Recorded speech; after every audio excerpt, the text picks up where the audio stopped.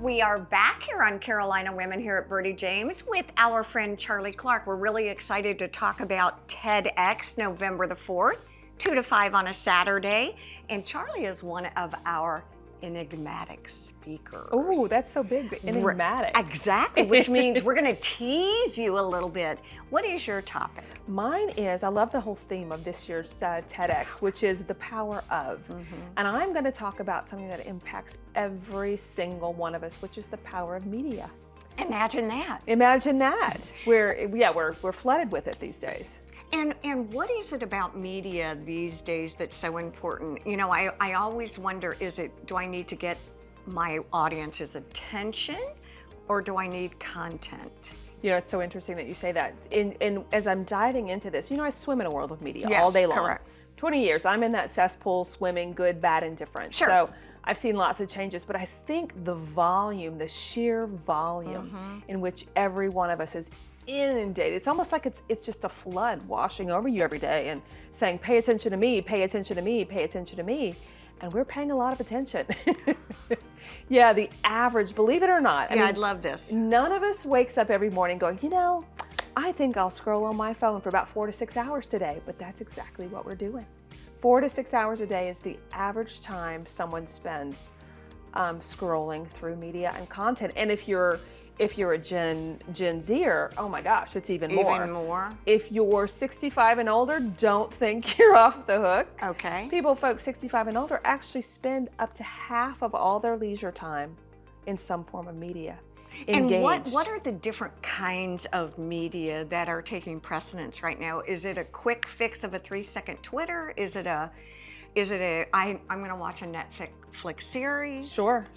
I think it's a little bit, in some respects, generational. Okay. You know, if you look at who's on TikTok.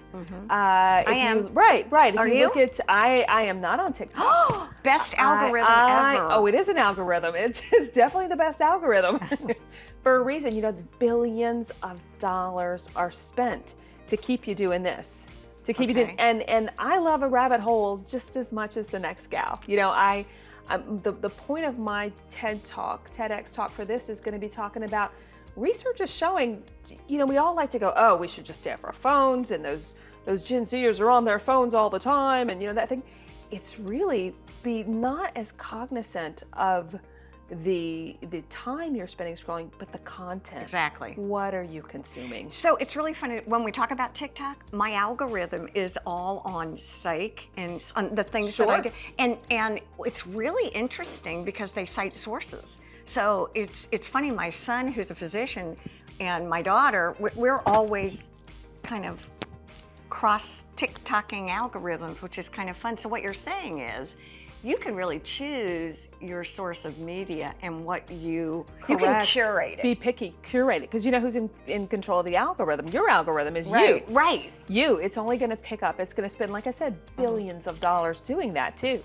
So what you're saying is, when I look at a pair of cool shoes and I go to my phone and there are like 7,000 pair of shoes. Right. Don't be surprised. Don't be surprised. You know, I think it's interesting if you look at. I do Apple News is my content of choice. And it's always interesting to see what it's feeding me. And I remember telling my husband the other day. This is so fun. And I said, look at this. I have literally a section on foreign policy. Okay. And I have a section on shoes. You do too? Because that's what the algorithm is feeding me. But what I'm really telling people in this TED Talk on the power of media is be aware of that. You know, my social media feed is really, quite frankly, one of the most uplifting things I do every day. Me too. Because I've designed it that way. So, you know, I talk about it in this TEDx talk of a moment I had with my kids. I walked into the grandparents' house when they were little, and it was breakfast. I went to pick up my kids, and I'm seeing my son sitting at the thing, eating the biggest hunk of chocolate cake you've ever seen. And my first reaction was, oh, chocolate cake for breakfast? Chocolate cake for breakfast? You can't have chocolate cake for breakfast. But I thought, you know what, Charlie? He's not having it every morning. Right. Just relax. Really, media and content is no more than what we do every day in other aspects of our life. It's about, you know, you wouldn't eat chocolate cake every morning for breakfast. Be mindful of what you're taking in here, because as you well know, it has such an impact on your everyday life, on your mental health, on how you view the world, on how you interact with your family.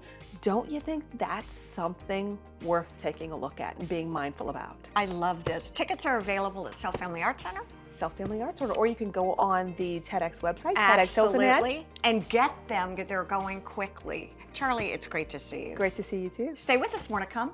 Carolina Women.